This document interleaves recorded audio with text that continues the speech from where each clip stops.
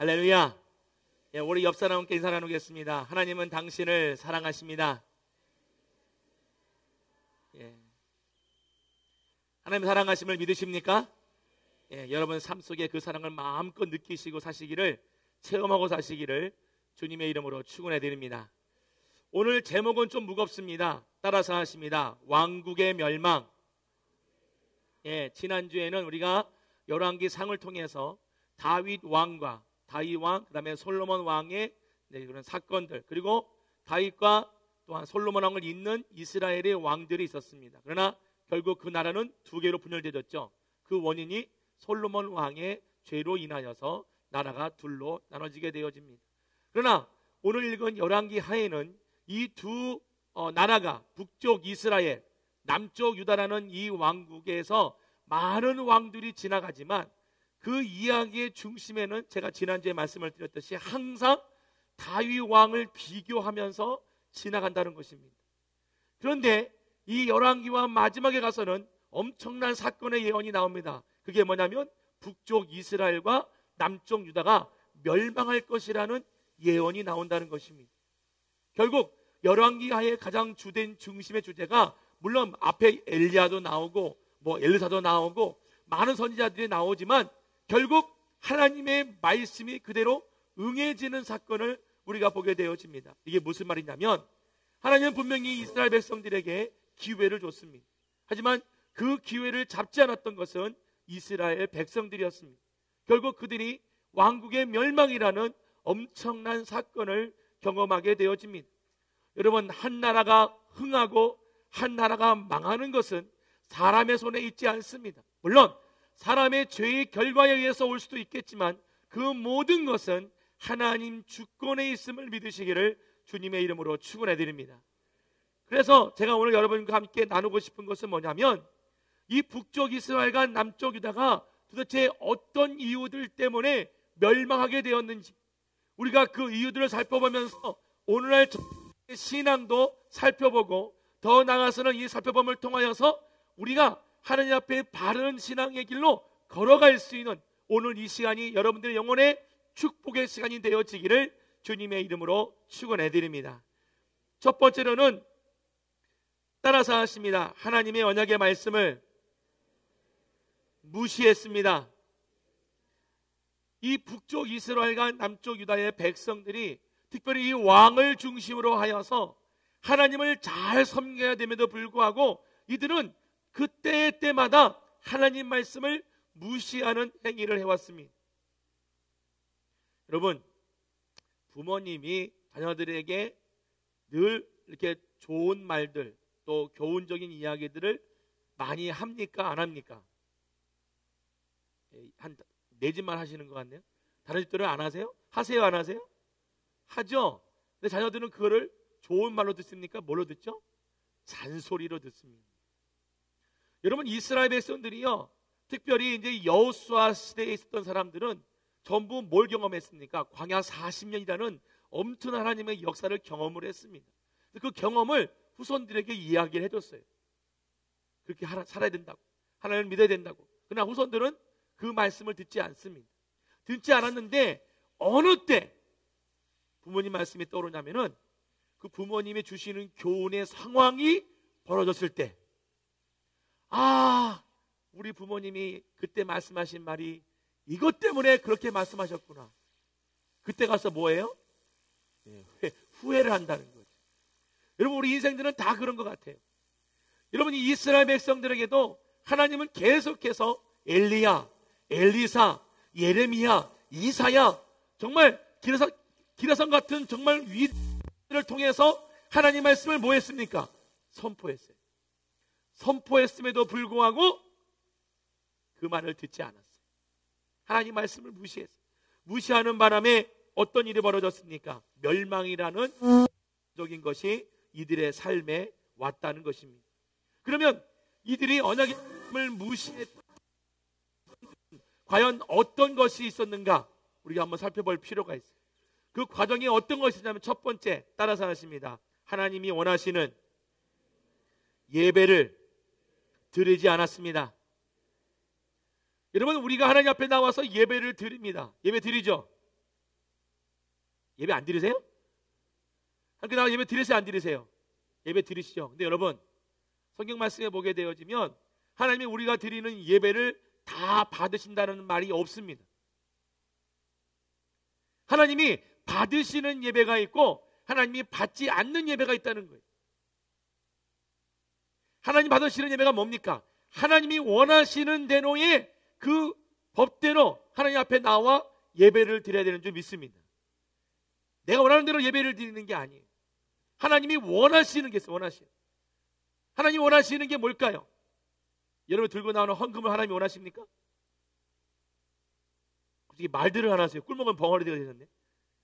여러분이 하나님의 헌금을 원하세요? 그럼 왜 헌금하세요? 예?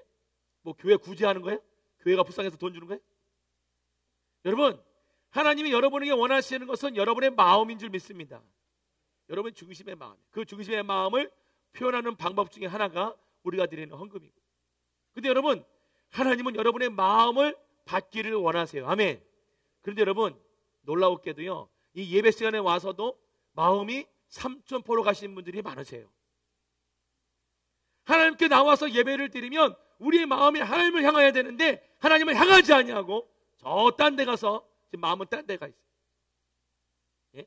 목사님들이 주로 쓰는 예가 있잖아요. 몸은 여기에 와 있는데 집에 내가 가스를 잠그고 왔나 안 잠그고 왔나. 예? 혹시 애들이 지금 예배 드리지 아니하고 학교 가서 지금 열심히 공부하고 있으면 얘가 지금 학교 가서 열심히 공부하고 있나, 땡땡이 치고 있는 거 아닌가, 놀고 있지는 않은가, 혹시 잠자고 있지는 않은가. 예? 또 사업이 어려우신 분들은요, 지금 이 시간에 하나님을 생각해야 되는데, 야, 이게 세상에 참 경제가 어렵고 사업도 힘들고 온통 지금 딴 데 마음이 뺏겨 있어요. 여러분, 그러면 죄송합니다, 그 예배를 하나님 받으신 예배가 아닙니다. 이스라엘 백성들이 도대체 누굽니까? 하나님이 선택한 백성입니다. 하나님을 선택하여서 뭐라고 말합니까? 하나님이 원하시는 예배를 드리라고 다 줬어요. 그러나 이스라엘 백성들은 자기들이 원하는 예배를 하나님 앞에 드렸단 말이에요. 그래서 결국엔 뭡니까? 여러분 말라기서에 보면요, 정말 우리의 영혼을 말리는 이야기가 나와요. 정말 무서운 얘기가 나와요. 거기 뭐가 나오냐면은 말라기서 3장에 보게 되어지면 누가 저 성전 문을 좀 닫아라, 하나님께서. 이게 무슨 말이냐면 만나고 싶지 않다는 뜻이에요. 왜? 마음에도 없는 예배, 마음에도 없는 예물을 들고 와서 하나님 앞에 드리기 때문에 하나님은 그 예배를 받지 않으신다는 거예요. 여러분 그런 경험 있지 않으세요? 사랑하는 사람과 이야기를 나누고 있는데 사랑하는 사람은 지금 정신이 딴 데가 있어요. 마음이 한참 얘기를 했는데 이상하게 내 얘기를 듣고 있는 것 같았대. 그래서 내가 지금 말하는 거 듣고 있어? 그러면 뭐라고? 듣는 게 아니에요. 듣는 게 딴 데가 아니에요. 그러면 어떻게 느낍니까? 마음이 뭐라고 느껴요? 자기를 굉장히 무시한다는 느낌을 갖는. 예? 여러분 그렇지 않아요? 대화를 나눠야 되는데, 눈을 보고 대화를 나눠야 되는데 내가 지금 말하는 상대방이 지금 딴 데 보면서 막 시계 보면서 마치 그 느낌으로 자꾸 오는 거예요. 그 얼마나 기분이 나쁘겠어요. 여러분 우리가 지금 예배를 나와 드리는 게 목사 눈에 오늘 나 목사님 벼슬가지 않았습니다 보여주게 나오는 거예요? 여러분 여기 지금 이 예배 시간에 나오는 것은 하나님 만나게 나온 줄 믿습니다. 여러분 마음이 뭐 해야 돼요? 하나님 만나는 갈급함이 있어야 한다는 것이. 내 마음이 하나님 만나고자는 갈급함이 없다면 도대체 이 예배 시간에 도대체 왜 나온 거예요? 도대체 왜? 찬양단 찬양하는 소리 듣기 위해 나왔어요? 성가대 찬양하는 거 듣기 위해 나왔어요? 평가하기 위해 나왔어요? 교회가 청소가 잘 됐는지 구경하러 나왔어요? 여러분 그런 게 아니란 말입니다. 우리가 이 예배 시간에 나오는 것은 하나님을 만나게 나온 줄 믿습니다. 여러분 영혼이 갈급해야 돼요. 예배 시간.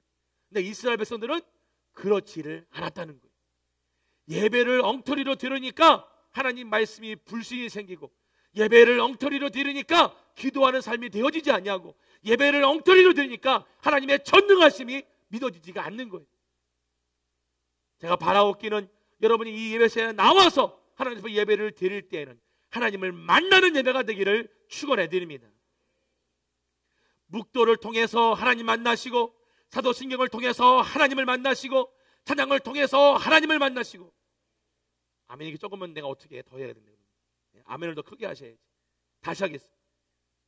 여러분 묵도를 통해서 하나님을 만나시고, 사도신경을 통해서 하나님을 만나시고, 찬양을 통해서 하나님을 만나시고, 대표 기도하시는 분을 통해서 하나님을 만나시고, 말씀을 듣는 가운데 하나님을 만나시기를 주님의 이름으로 축원해드립니다. 우리가 믿는 하나님이 힘이 없는 분이 아니세요. 여러분, 이번에 일본 대지진을 보면서 뭐를 느끼십니까?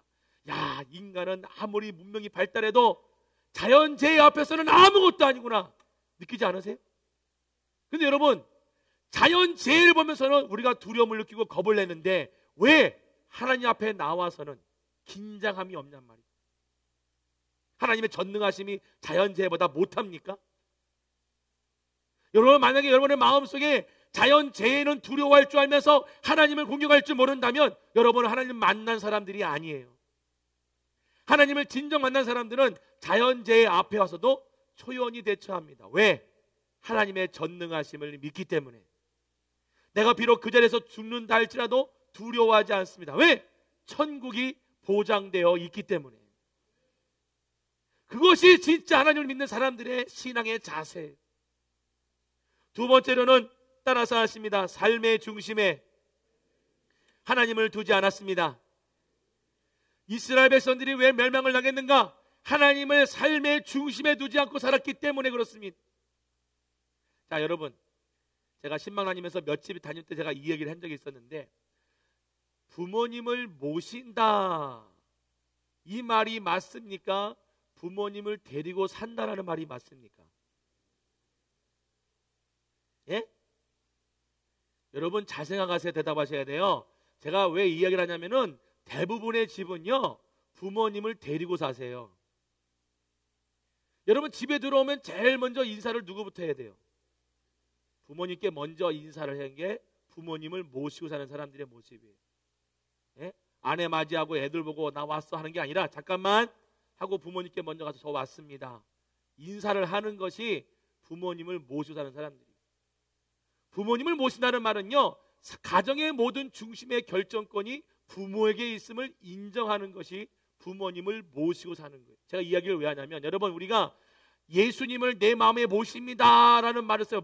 같은 뜻이에요.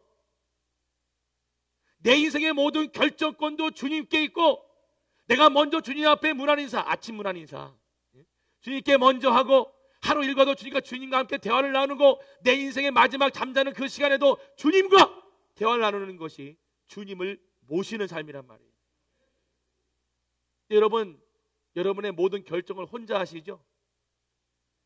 예? 아니면 가장 친한 친구와 먼저 의논하시죠? 여러분, 그렇다면 여러분 주님을 모신 삶이 아닙니다. 여러분, 왜 우리가 예수를 믿으면서 삶 속에서 하나님의 살아계심의 증거와 하나님의 살아계심의 전능하심이 나타나지 않느냐? 여러분의 인생 가운데 하나님을 중심을 두고 있지 않기 때문에 그래요. 여러분, 여기 지금 예배를 정말 주님께 예배를 드리러 왔습니까? 아니면 예배를 드려 주려 오셨습니까? 하나님이 불쌍해서, 목사가 불쌍해서 내가 참석해야 목사님이 그래도 위로받고 말씀을 전하시지. 여러분, 여러분이 예배를 드리고 안 드리고가 중요한 것이 아니라 여러분의 지금 마음의 중심이 하나님을 중심으로 사느냐가 굉장히 중요한 거예요. 여러분, 민주주의의 가장 중요한 게 뭡니까? 인간 중심인 거 아세요? 인간이 최고예요. 민주주의에서는요, 인간주의예요. 인본주의. 여러분, 우리는 민주주의에 살면서도 신본주의의 중심으로 살아야 됩니다. 신본주의가 뭡니까? 하나님을 중심으로 한 신앙생활이에요. 저와 여러분들이 하나님을 중심으로 한 신앙생활이 되어지지 아니하면 죄송합니다, 하나님의 능력이 여러분 삶 가운데 나타나지 않습니다. 제가 여러분이 묻고 싶은 것이 이거예요. 여러분, 정말 하나님을 살아계신 분으로 믿으십니까? 죄송합니다, 다시 한번 묻겠습니다. 정말 믿으십니까? 그 여러분의 인생의 모든 결정은 주님과 함께 하셔야 되는 거예요. 그래야 내 삶 속에 하나님의 전능하심의 능력이 나타내지는 거예요. 예배를 소홀히 드리면서 하나님의 말씀을 내 삶 가운데 중심으로 두지 아니하면서 하나님의 전능하심을 구하고 내 기도의 응답을 구한다. 너무 뻔뻔하지 않으세요? 여러분, 우리의 신앙이 정말 뻔뻔해지기 원하신다면, 많은 사람들 앞에서 정말 하나님의 살아계심을 나타내기 원한다면 여러분의 마음의 중심이 하나님께 있기를 축원해 드립니다. 그러면요, 정말 담대해져요. 여러분, 예수 믿는 사람들은요 당당해야 돼요. 지금도 보니까 한 열 몇 분은 어깨가 추쳐져 있어요. 내 인생이 힘들고 지쳐서. 어깨를 펴세요. 어깨 펴보세요 한번. 따라서 하십니다. 그리스도인의 삶은 당당해야 합니다. 아멘.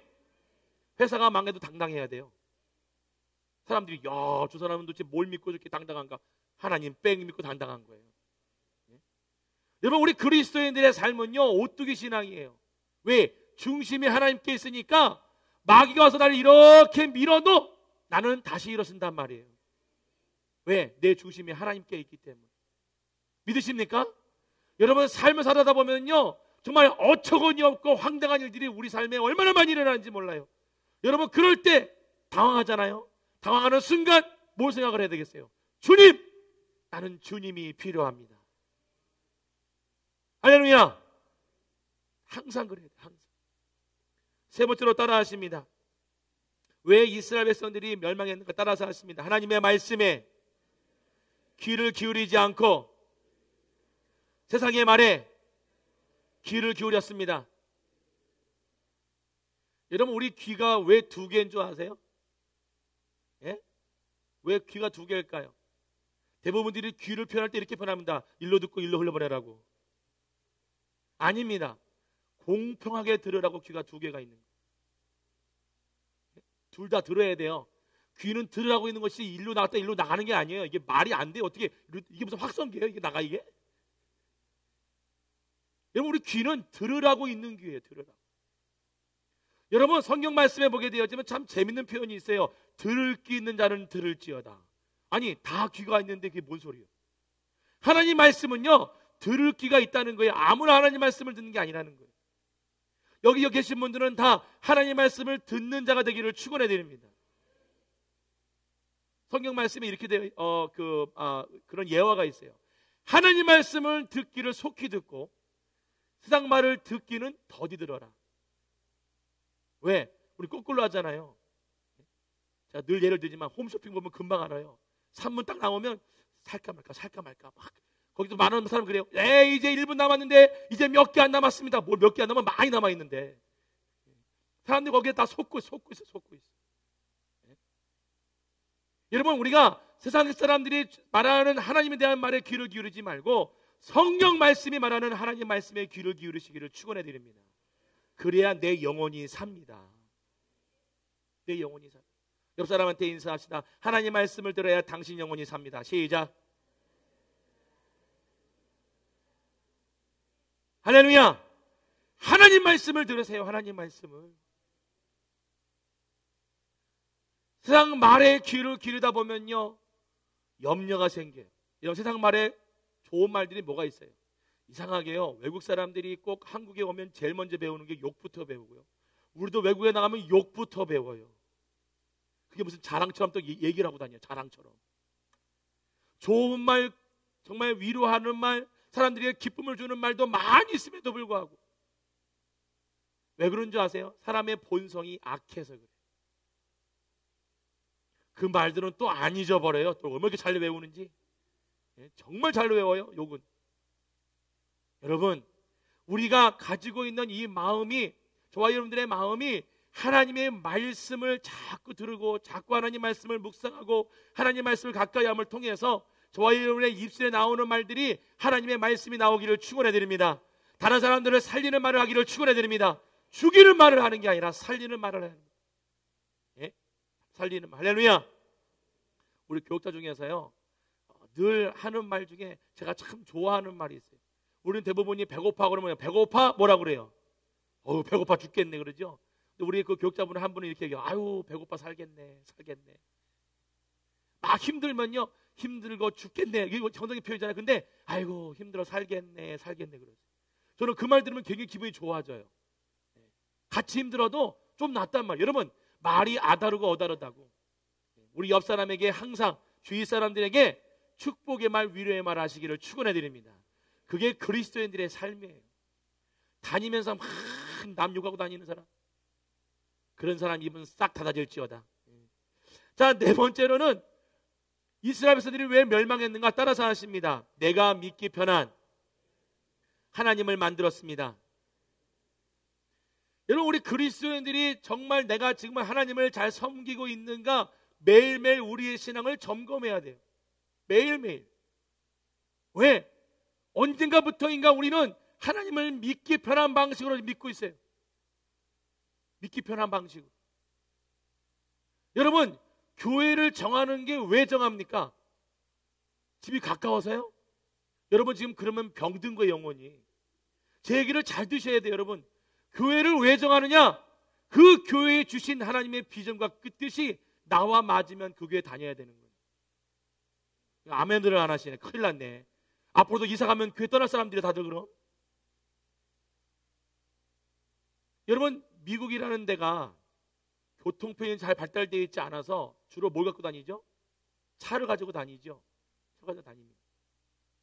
제가 섬겼던 교회가 미국 교회인데 갈보리 채플이라는 교회가 있어요. 그 갈보리 채플 교회가 맨 처음에 33년 전에 세워졌을 때에는 허와 벌판의 한가운데에 땅 위에 그냥 천막만 있었어요. 천막교회. 허와 벌판이, 그 주위에는 집도 없었어요.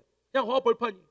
그런데 그곳에 사람들이 몰려오기 시작을 했어요. 어디서부터? 가까운 데서부터? 아닙니다. 저 먼 샌디에고. 샌디에고는요 차로, 거기서 샌디에고 거리가요 차로 한 2시간 반 거리예요. 2시간 거리. 그러면 우리 한국으로 따진다면요 3시간 거리예요. 3시간. 왜? 거기는 기본 속력이 120km예요. 달리는 평균 속도가 120. 우리는 100이잖아요. 100. 그죠? 고속도로가 100, 110. 그러니까 되게 빨리 오는, 되게 먼 거리에서 오는 거예요. 어떤 분은요 저기 샌프란시스코에서 비행기 타고 오세요. 왜? 그곳에 와서 예배 드리려고. 1년 365일 쉬지 않고 52주 쉬지 않고 그 교회에 나옵니다. 왜? 그 교회의 말씀과 비전과 뜻이 자기와 맞기 때문에 그래요. 근데 우리 지금 한국 교회 형편은 뭐냐? 이사 가면 교회도 옮긴다는 거예요. 왜? 이유는 하나예요. 힘들어서. 아이고 힘들어요. 비가 오고 눈이 오면 더 힘들어. 아예 안 나와. 목숨을 걸고 그 교회 가서 예배를 드리는 사람이 이제는 없어요. 여러분, 이거는요 문제입니다. 이게 뭔지 아세요? 내가 믿기 편한 하나님을 만들어간다고 보셔야 돼요. 대부분은 이렇게 편하게 얘기합니다. 여기도 하나님이 계시고 저기도 하나님이 계시고.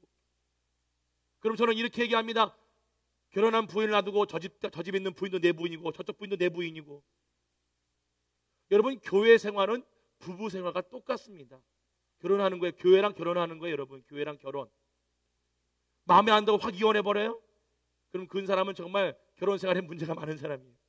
여러분, 교회를 정할 때에는 그 교회에 주신 하나님의 비전을 바라보고 정하셔야 됩니다. 할렐루야. 그 교회의 비전을 바라보고. 하나님이 이 선교교회에 주신 비전이 뭐냐? 한민족을 안고 전 세계로 나가는 비전입니다. 선교의 꿈을 주셨기 때문에 이름이 선교교회예요. 할렐루야. 여러분들 이 교회를 다닐 때 나는 정말 이 교회에서 전 세계를 향해서 선교에 나도 동참하겠다. 그런 마음 있는 분들은 다니시란 말이에요. 아예 미리 정하세요. 내가 가까워서 다닌다. 그럼 저기 옆에 충식교회 그냥 가세요. 저는 안 바래요. 그냥 가세요. 여러분, 하나님의 교회는 하나님의 비전과 뜻이 맞는 사람들이 모여서 움직이는 거예요. 할렐루야. 이 선교교회에 나와서 말씀의 은혜를 받았다면 하나님 여러분에게 그 비전을 주신 거예요. 여러분이 선교교회에 나와서 찬양을 통해서 내가 은혜 받았다. 하나님은 그 교회를 통해서 여러분들을 사용하기를 원하시는 줄 믿으시기 바랍니다. 제가 이 말씀을 준비하는데 되게 고민을 많이 했어요. 분명히 이 설교할 때 시험 든 사람이 있을 것 같다고. 여러분, 다시 한번 말씀을 드립니다. 이스라엘 백성과 같이 하나님을 만들어가지 마세요. 내가 믿기 편한 하나님을 만들어가지 마시고 성경에서 말씀하고 있는 하나님을 믿으시기를 축원해 드립니다. 건강한 교회, 21세기 교회는요 건강한 교회가 앞으로 주도할 겁니다. 우리 선교교회는 건강한 교회가 되기 위해서 날마다 주 앞에 엎드리는 교회입니다. 이 교회에 나오시는 여러분들은 하나님이 반드시 축복하십니다. 그 축복을 누리시고 경험하는 자가 되시기를 주님의 이름으로 축원해 드립니다.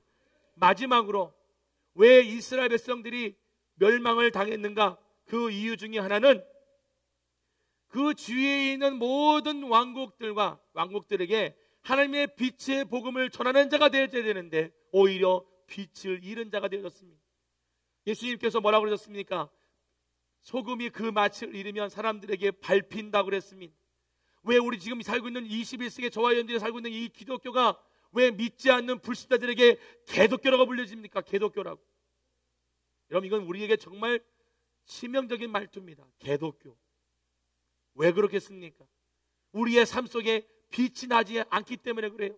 우리의 삶 속에 소금의 맛을 내고 있지 않기 때문에 그래요. 아니, 소금이 가서 미역국이면 미역국의 맛을 내고 된장국이면 된장국의 맛을 내야 되는데 오히려 우리가 너무 짠 맛을 내지 않았는가? 여러분, 저와 여러분들이 내 희생을 통하여서 그리스도의 이름이 높여진다면 그 희생의 자리에 여러분이 가시기를 축원해 드립니다. 대부분들은 희생 그러면요, 손해보는 거죠. 손해보는 거. 여러분, 하나님을 위해 손해보는 것은 손해보는 게 아니에요. 세상 사람들이 바라볼 때는 미련해 보이고 정말 손해보는 길로 보이지만 여러분, 하나님을 위해서 손해보는 것은 천국에 여러분의 상급이 쌓여지는 줄 믿으시기 바랍니다. 당장에 내게 보여지지 아니하니까 많이 흔들리는 것 같아요. 여러분, 당장에 보여지는 환경에서 내 믿음의 신앙이 흔들린다. 여러분 이렇게 생각하시면 돼요. 아, 내가 아직 믿음이 약하구나. 내 신앙이 아직 어리구나. 그럼 뭘 해야 돼요? 아, 이제 내가 내 신앙을 더 힘을 써야 되겠구나. 그것이 바른 생각입니다. 할렐루야. 말씀의 결론을 내립니다. 이스라엘 백성의 이 멸망의 그런 왕국을 보면서 저와 여러분들이 오늘날 우리가 무엇에 힘을 써야 되는지를 우리에게 교훈해 주고 있습니다. 그 첫 번째가 예배입니다. 여러분, 예배 드리기에 힘쓰시기를 주님의 이름으로 축원해 드립니다. 여러분, 1년 365일 중에 예배 드리는 날이 며칠이 될까요? 대부분들은 52주 그럽니다. 그건 믿음이 약한 자들의 말씀입니다.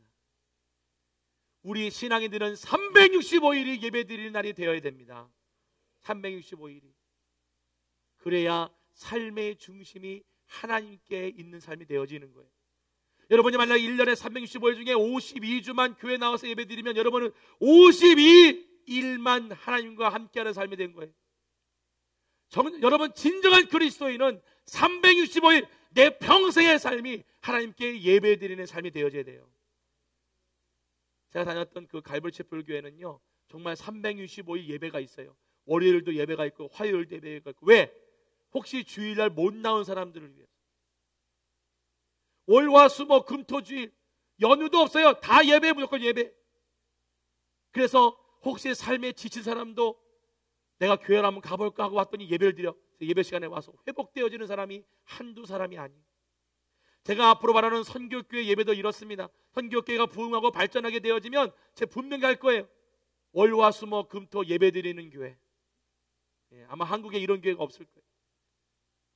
그래서 여러분들의 삶 속에서 언제나 주님 앞에 예배 드릴 수 있는 그런 기회가 주어지기를 주님의 이름으로 축원해 드립니다.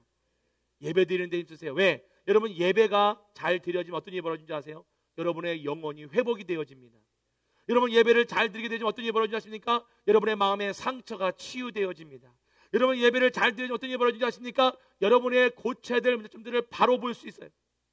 다른 말로 하면 하나님이 누구이신지, 또 내 정체성, 내가 누구인지를 정확하게 볼 수 있다는 거예요.